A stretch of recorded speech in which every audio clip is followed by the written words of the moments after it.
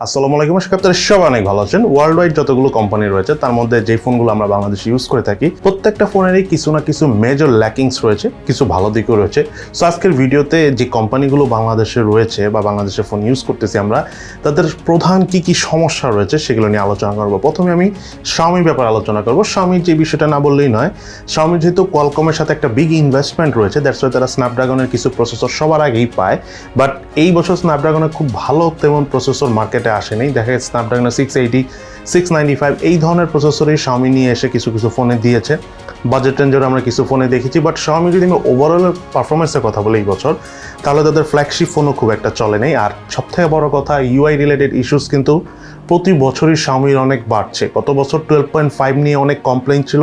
Even এই বছরও কিন্তু 13 নিয়ে, MIUI 13 নিয়েও কিন্তু অনেক কমপ্লেন আছে। অর্থাৎ যত দিন যাচ্ছে Xiaomiর প্রবলেমগুলো ততই বাড়ছে।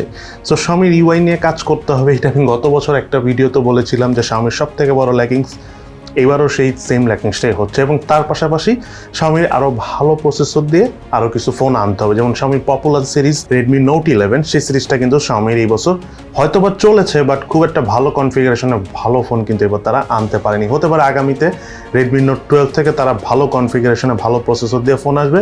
বাট যতদূর আমরা জানি এবারও তেমন একটা আপগ্রেডেশন থাকবে না Redmi Note 12। বাট দেখা যাক শেষ মুহূর্তে যে যদি Xiaomi নতুন কিছু আনতে পারে সেটা সবার জন্য ভালো হবে। দেন সেকেন্ড কথা বলবো রিয়েলমিকে নিয়ে। রিয়েলমির সব থেকে বড় ল্যাকিংস হলো রিয়েলমির এই মুহূর্তে প্রসেসর নিয়ে মারাত্মক লেভেলের ক্রাইসিসে আছে। স্পেশালি যদি আপনারা বাজেট রেঞ্জের কথা থিঙ্ক করেন, রিয়েলমি কিন্তু শুধু ইউনিসকের প্রসেসর দিয়ে ফোন আনছে, ইভেন মিডিয়াটেকের প্রসেসর দিয়েও কিন্তু এবার ফোন আনছে না। সো বাজেট রেঞ্জে কিন্তু রিয়েলমির অবস্থা এবার ভয়াবহ খারাপ। যদিও রিয়েলমি নাম্বার সিরিজের অবস্থা যে অনেক বেশি ভালো সেটাও আমি বলবো না, কারণ নাম্বার সিরিজও তারা খুব একটা ভালো প্রসেসর বা ভালো কনফিগারেশনে ফোন আনে নেই। আর যে ফোনগুলো এসেছে ভালো, বাট সেই ফোনগুলো আবার বাংলাদেশে খুব একটা লঞ্চ হয় নাই Realme 9 Pro Plus ছাড়া। এবং এই Pro Plus-এর প্রাইস আবার বাংলাদেশ পার্সপেক্টিভে অনেক কি বেশি, 40,000 টাকা প্লাস ভ্যাট সহ 42,000 টাকার মতো প্রাইস। সো ওই হিসাবে রিয়েলমির অবস্থা বাংলাদেশের কথা যদি থিঙ্ক করি এই বছর খুব একটা ভালো না। গত বছরে যে ফোনগুলো তাদের ভালো ছিল তার কিছু টুকটাক ফোন পাওয়া যাচ্ছে এখনও, যেমন Realme C25H বলেন বা Realme 8 বলেন বা আরও কিছু ফোন আছে, সেগুলো দিয়েই কিন্তু রিয়েলমি এই বছর অনেক সেল করেছে। বাট নতুন ফোন হিসেবে রিয়েলমি যে ফোনগুলো এই বছর এসেছে খুব একটা গত বছরের মতো অত ভালো ফোন না। সো আশা করি আগামীতে রিয়েলমি হয়তো বা ভালো ফোন বাংলাদেশ মার্কেটে নিয়ে আসবে। দেন কথা বলবো স্যামসাংকে নিয়ে। স্যামসাংয়ের সব থেকে বড় ল্যাকিংস যদি আমি বাংলাদেশের কথা থিঙ্ক করি, আসলে এটা বলতে বলতে টায়ার্ড হয়ে গেছি, সেটা হলো বাজেট রেঞ্জে 30,000 টাকার নিচে কোনো ফোনই এই বছর স্যামসাংয়ে খুব একটা ভালো না। ইভেন পুরো বছরে যতগুলো ফোন বের করেছে, গত এক বছরে অ্যাটলিস্ট 15-20টা ফোন তো হবে, তার মধ্যে জাস্ট 3টা ফোনই স্যামসাংয়ের ভালো, জেড ফোল্ড এবং জেড ফ্লিপ ছাড়া। সেটা হলো স্যামসাং S22 আলট্রা গ্যালাক্সি সিরিজের, আরেকটা হলো A33, A53। তারপরও যদি আমি A33, A53 কথা বলি, গত বছরের A52s এর থেকে কিন্তু আবার অনেক ভালো না। A52s গত বছর ওভারঅল সব দিক বিবেচনা অনেক ভালো ছিল মিড বাজেট রেঞ্জে, আর আদার্স তো আরও অনেক ফোন ছিল। সো স্যামসাং এবার 30,000 টাকা নিচে স্পেশালি এই বছর যে ফোনগুলো এনেছে কোনো ফোনেরই ইউজার রিভিউ কিন্তু খুব একটা ভালো না। দেখা গেছে যে কিছুদিন চলতেছে, আপডেট আসার পর ফিঙ্গারপ্রিন্ট প্রবলেম হচ্ছে, যেটা স্যামসাং আমরা খুব একটা আগে দেখি নাই, বাট এই বছর খুব বেশি হচ্ছে। দেন ডিসপ্লে খুব একটা উন্নত মানের না। আর ব্যাক প্যানেলের কথা তো কিছু বলারই নেই, যে প্লাস্টিকের ব্যাক প্যানেল প্রায় সব ফোনেই রয়েছে। সো স্যামসাংয়ের মূল জিনিসটা হয়ে গেছে কি, স্যামসাং এখন আউটলুকে কোনো কনসার্ন নাই। আর বাংলাদেশে যে ফোনগুলো খুব একটা চলে না সেই ফোনগুলো কেন যেন বাংলাদেশে লঞ্চ করা হয় এবং অনেকই দাম বেশি। এটা নিয়ে তো আর নতুন করে কিছু বলেন, এটা আপনারা সবাই জানেন। সো স্যামসাং এখন ভ্যালু ফর মানির কথা যদি বলি, পৃথিবীতে যত কোম্পানি আছে সবচেয়ে খারাপ অবস্থানে আসলো স্যামসাং, যাদের ভ্যালু ফর মানি কোনো ফোনই নেই। এরপরে কথা বলবো OnePlus-কে নিয়ে। OnePlus-এর সিইও কার্ল পেই যখন নাথিংয়ে চলে গেছে, এরপর থেকে OnePlus কোম্পানিটা ব্যাটারি চালিত অটো রিক্সা আছে না, জাস্ট অটো রিক্সা মোডে চলতেছে। তাদের হয়তো গত 3-4 বছরের প্ল্যান ছিল কি ফোন বের হবে, কার্ল পেই হয়তো তৈরি করে গেছিল, জাস্ট ওই ফোনগুলো বের করতেছে।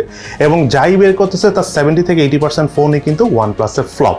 আপনার সামহাও দেখবেন যত ভালো না। আর ক্যামেরার অবস্থা OnePlus-এর এত বছর ধরে বিজনেস করতেছে, ক্যামেরার তেমন একটা ইম্প্রুভমেন্টও নাই।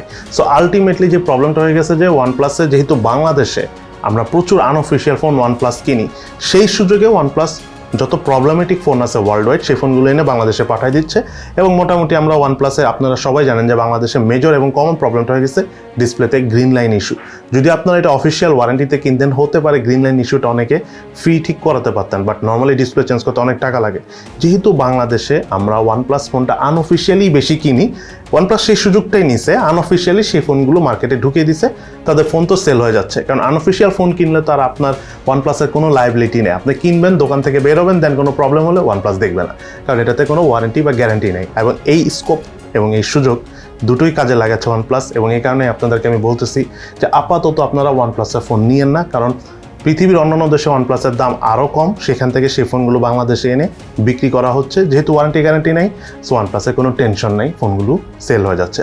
দেন কথা বলবো Oppo-কে নিয়ে। Oppo-র অবস্থাটা এমনি খারাপ না, বাট OnePlus-এর জন্য Oppo-র অবস্থাটা অনেক কঠিন হয়ে গেছে, কারণ OnePlus-এর যত বস্তা পচা ফোন আছে সেই ফোনগুলো Oppo তাদের Reno 8 এবং Reno 7 এই দুইটা সিরিজে তারা নিয়ে এসেছে, এবং Reno 7, Reno 8 দুইটা সিরিজই Oppo মোটামুটি এখন পর্যন্ত সুপার ডুপার ফ্লপ, এবং ওয়ার্ল্ডের সব দেশে তারা এই ফোনগুলো বেরও করে নেই, কারণ যদি জানাজানি হয়ে যায় যে এই ফোনগুলো তো ভালো না, কারণ Reno সিরিজ তো Oppo অনেক ভালো সিরিজ, তাহলে Oppo-র জন্য প্রবলেম হতে পারে। ইভেন বাংলাদেশেও কিন্তু Reno 6-এর পর ফোন আসেনি, এবং Reno 6 4G বাংলাদেশে যে ফোনটা এসেছিল one of the best phone ছিল, কিন্তু Reno 7, Reno 8 আসেনি, ইভেন নাও আসতে পারে, হয়তো বা Reno 9 নিয়ে বাংলাদেশে ফার্স্ট আসতে পারে, বা Reno 8 আসলেও আসতে পারে। যে বিষয়টা বলতে চাচ্ছি যে Oppo-র মেইন সমস্যা হয়ে গেছে, Oppo অনেক প্রসেসর ক্রাইসিসে আছে, দ্যাটস ওয়াই তারা তেমন কোনো ফোন আনতে পারেনি এই বছর। যেটা এনেছে F21 সিরিজের ফোন এনেছে অনেক বেশি প্রাইস, আর প্রসেসরটা খুবই নর্মাল, এবং একটা ফোন তো অনেকই হাস্যকর হয়ে গেছে, এত হাই প্রাইসে লঞ্চ করছে, সেটা Oppo F21 Pro 5G যে ফোনটা। তো Oppo আমি ইউআই নিয়ে কমপ্লেন করবো না, Oppo এমনি ওভারঅল ইউজের জন্য ভালো, সেলফি ক্যামেরা খুবই ভালো, বাট আমি মনে করি Oppo আসলে একটু লো প্রাইসে কিছু ফোন আনা উচিত। বাজেট সেগমেন্টও কিন্তু Oppo এবার তেমন কোনো ফোন নেই মার্কেটে, যেটা খুবই প্রয়োজন।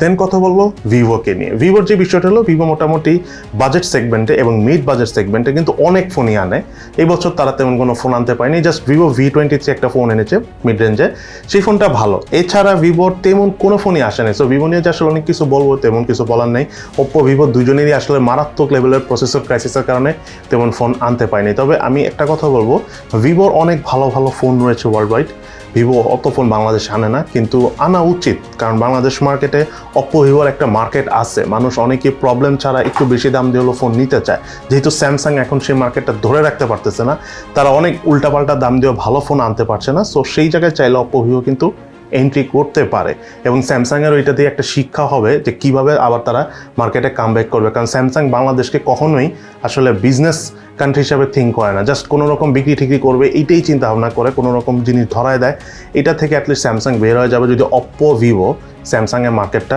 শক্তভাবে ধরতে পারে। দেন কথা বলবো পোকোকে নিয়ে। পোকোর ব্যাপারটা আসলে আর কিছু বলার নাই, পোকোর প্রতি বাংলাদেশের মানুষের মন উঠে গেছে। পোকো M3 বলেন, পোকো X2 বলেন, বেশ কিছু ফোনই মানুষ কিনে অনেক ঝামেলার শিকার হয়েছে। জাস্ট পোকো F সিরিজের কিছু ফোন ভালো রয়েছে, যেমন পোকো F1 বলেন, F3 বলেন, ইভেন F4টাও যথেষ্ট ভালো।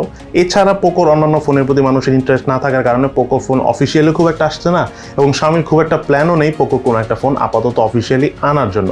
সো পোকো নিয়ে আমি আর কিছু বললাম না। পোকোর মেইন যে ল্যাকিংসটা আমরা গত বছর দেখেছি সেটা হলো আপডেট দিলে ক্যামেরা ডেড হয়ে যায়, ফোন ডেড হয়ে যায়, বাট এই বছর যেহেতু পোকো তেমন একটা ফোন আসে নাই, সো এই বছর আমি তেমন কোনো ইস্যুস নিয়ে কথা বলবো না। আর বাংলাদেশে এখন পোকোর আর সেই ডিমান্ডটা নেই, যদি পোকো ভালো কোনো ফোন আনতে পারে দেন মানুষের হয়তো বা আবার চাহিদা সৃষ্টি হলেও হতে পারে, বাট সেটা সম্ভাবনাও খুব কম। দেন কথা বলবো ইনফিনিক্স এবং টেকনো, দুইটা সেম কোম্পানি, দুইটা কোম্পানির মেইন ল্যাকিংস ছিল তিনটা: ক্যামেরা, ইউআই এবং ডিসপ্লে। এর মধ্যে ইউআইতে তারা গত বছর থেকে এই বছর অনেক ইমপ্রুভ করেছে, ডিসপ্লেতেও ইনফিনিক্স বেশ ভালো ইমপ্রুভ করেছে, টেকনো যথেষ্ট ভালো ইমপ্রুভ করেছে, মানে গত বছরের সাথে কম্পেয়ার করলে এই বছর অনেক ইমপ্রুভমেন্ট মনে হবে। কিন্তু ক্যামেরাতে তারা এখনও কিছুটা পিছিয়ে আছে। তাদের একটা কমন সমস্যা হলো তারা কিছু ভিজিএ ক্যামেরা নিয়ে আসে, যেটা তারা নাম দেয় হলো এআই ক্যামেরা নাম। এই এআই ক্যামেরা বা যেটা আদৌ কোনো মেগাপিক্সেল আছে কি না এটার মধ্যে, এই জিনিসটা তাদের বাদ দেওয়া উচিত। সেখানে তারা একটা 2 মেগাপিক্সেলের ক্যামেরা দিলে আরও ভালো হবে। যদিও তারা এআই ক্যামেরা বলতে বোঝায় যে এটা দিয়ে তারা কালার কারেকশন করে ভালো ছবি তুলতে পারে ওই ক্যামেরার মাধ্যমে, বাট আমার মনে হয় এই কনসেপ্টটা আসলে সবার জন্য বোধগম্য না, আর এটা আসলে কোনো একটা মানে মিনিং ক্যারি করে না। এই জিনিসটা তাদের একটা ল্যাকিংস আর কি, মার্কেটিংয়ের ক্ষেত্রে তারা এই ল্যাকিংসটা ইমপ্রুভ করা উচিত। এছাড়াও ইনফিনিক্স টেকনো আমার যেটা মনে হয় তাদের আপাতত যদি একটা ল্যাকিংসের কথা বলি তাহলে সেটা হলো তাদের নিয়মিত আপডেটটা কম আসে। সো আই হোপ বছর খানেকের মধ্যে তারা অনেক ইমপ্রুভ করবে, যেহেতু তারা নতুন একটা আপগ্রোয়িং কোম্পানি। সো তাদের ল্যাকিংস নিয়ে অনেক কিছু বলেও কোনো লাভ নেই, বাট যেটা হলো মেইন কথা, তারা 1 বছর অনেক ইমপ্রুভ করেছে, হয়তো আরও 1 বছর পেলে আরও ইমপ্রুভ করবে। দেন কথা বলবো সিম্ফনিকে নিয়ে। আরও অনেক কোম্পানি আছে লোকাল কোম্পানি, বাট ওগুলোর অবস্থা খুব একটা ভালো না।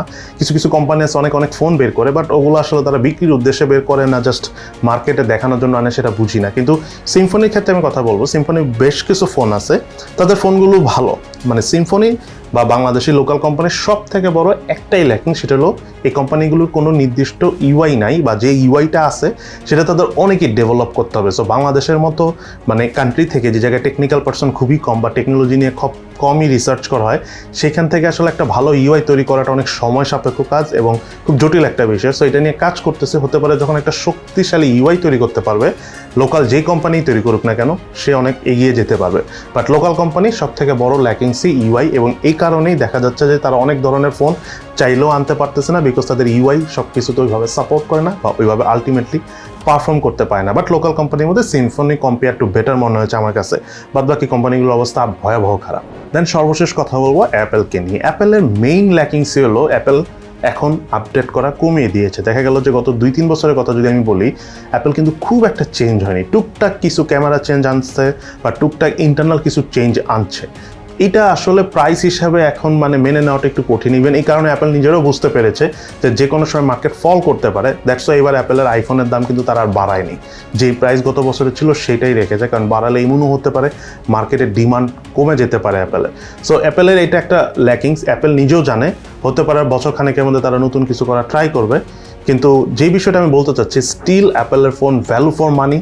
সো যে কেউ কিনলে ইউজ করে সেটা মোটামুটি ভালো প্রাইসে সেল করতে পারবে, এবং লং টাইম ইউজ করার জন্য যদি পৃথিবীতে কোনো ফোন থাকে এই মুহূর্তে, একটা ফোন কিনে আপনার 4-5 বছর ইউজ করবেন, নতুন ফোন, পুরাতন ফোন না, নতুন যে ফোনগুলো আছে সেটা যদি কিনে 4-5 বছর ইউজ করতে চান, তাহলে অ্যাপেলের আইফোনই এখন একমাত্র কোম্পানি। তবে একটা কথা বলি, লং টাইম ইউজের জন্য আপনারা আইফোন এসি সিরিজের ফোনগুলো নিয়েন না, নাম্বার সিরিজের ফোন নিয়েন, তাহলে আপনারা নিশ্চিন্তে অনেকদিন ইউজ করতে পারবেন।